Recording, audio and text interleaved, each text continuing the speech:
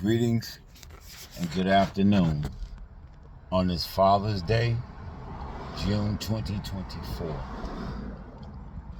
As I was on my way to the beach in Quincy, a few things popped into my mind.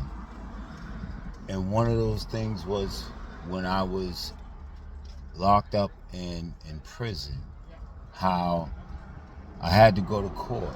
And when I went to court, it was for non-support. And at that time, I could not afford to do anything because I was in prison. I was already in chains, and more chains were added. I didn't know what to do, but there was nothing that I could do because I was already incarcerated. There was nothing I could do. I can remember feeling like, wow, what's really going on? Not knowing what was going on. So I just didn't know what to do. I didn't even get to go in front of the judge to state my case, if there was a case to state. Another subject that I would like to talk about later on, when I begin to do the podcast and when I begin to write my book and tell my story, is starting conversations and how conversations start. I was at Dunkin' Donuts. I went to get a cup of ice and some water. And I was talking to an associate that I know. And a young man was playing some music, and I complimented him on the music because it was old school music. It was music that had some meaning to it, whereas the music today is really understandable. And that started a conversation. And that conversation revealed that some of the same places that I went to, this gentleman had visited just as well. And a new friendship was made. A new mentorship was made.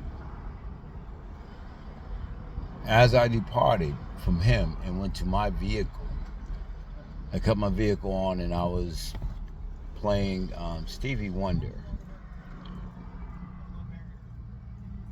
And someone sitting in the car next to me heard the Stevie Wonder song and said, I got the song. And that started a conversation that was very spiritual, very building. I say that to say that music started a conversation, but it just wasn't in music. It was the divine intervention. From my understanding today, there is no coincidences. There is no chance meetings. Things are put in place. You meet people at certain times that you need to meet. None is by chance. The ordination, everything has been ordained. And it's truly understanding that and realizing that everything has been ordained. It kind of brings about some clarity. I'm still seeking. I'm still asking and knocking. I'm seeking divine guidance, understanding, knowledge, and wisdom to put into practical application in my life, to better my life, to better understand the planet that I'm on. I have a special goal. I have something to give. I was created to create. I was created on purpose. I was created with a purpose. However, through the indoctrination systems, the school systems, the court systems, the systems of law, the systems of news, societal systems, a lot of things I was not taught. I was taught to fear. I was taught to doubt. I was taught to question what shouldn't have been questioned, but don't question those things that, didn't make any sense. And it wasn't meant for me to know. Because once I begin to know, I'm no longer being controlled by the exterior forces, the exterior sources.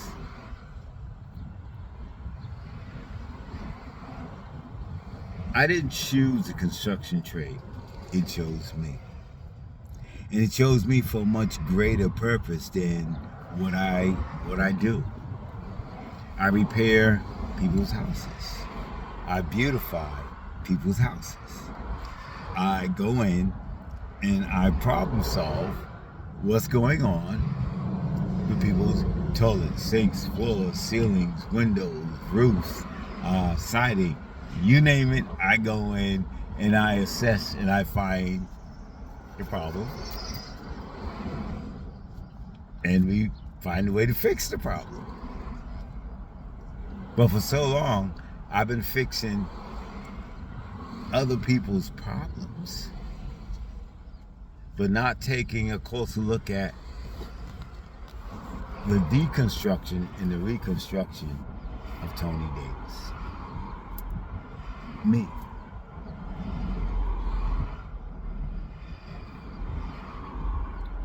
Repairing my insides, as well as making my exterior home tight against the weather.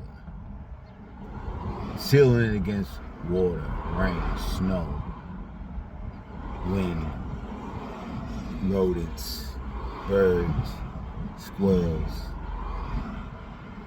Because no matter what I do on the inside, if I don't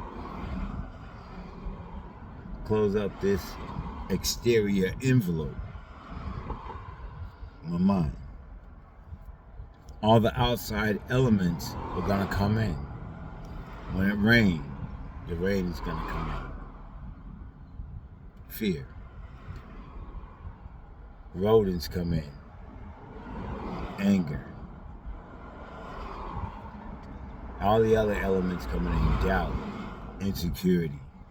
Shame. Lack of confidence. Lack of vision. Those are all exterior things. They come inside. If my foundation, if my exterior envelope is not closed up against it. Net zero, going net zero. Insulating the outside of the house so it stays cooler in the summer and hotter in the winter. How do I do that? Self-care, taking better care of myself. Eating those things that's going to electrify me. Taking the proper vitamins and minerals so when it is cold outside, my body's immune to that cold. I can fight off those diseases and those germs. Exercising, strengthening my body, strengthening my foundation.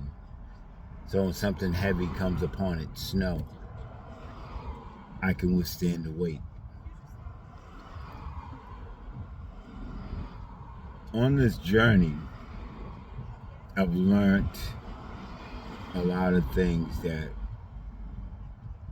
I didn't understand, and something I still don't understand today. However, I know that if I keep moving forward,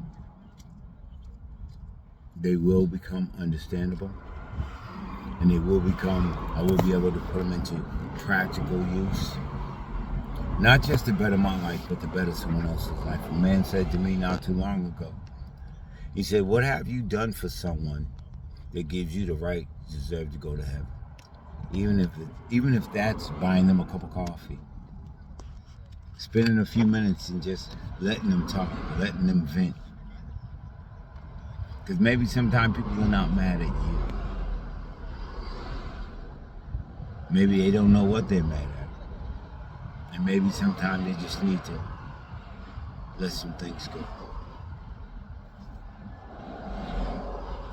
I don't have to react because I know who I am. That's the world that they've created. reading a book called The Four Agreements.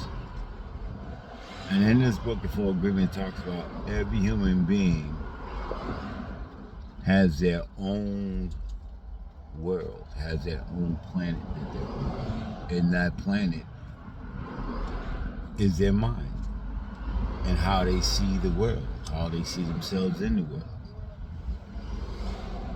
And you ask multiple people, they're going to have multiple opinions of how the world should be, how they see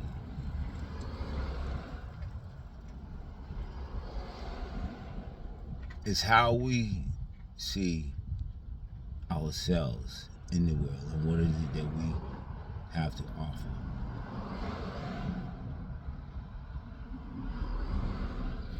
We've been created to create.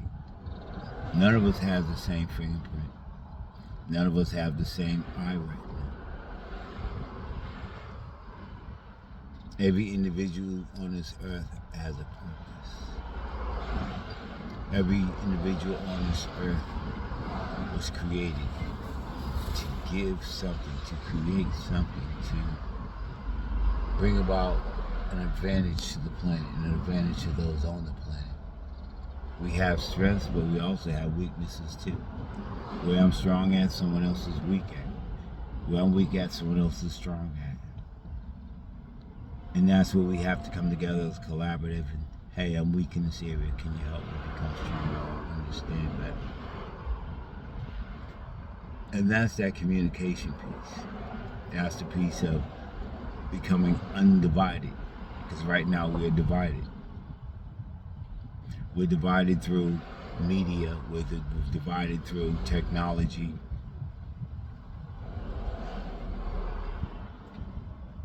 We're divided through race and color.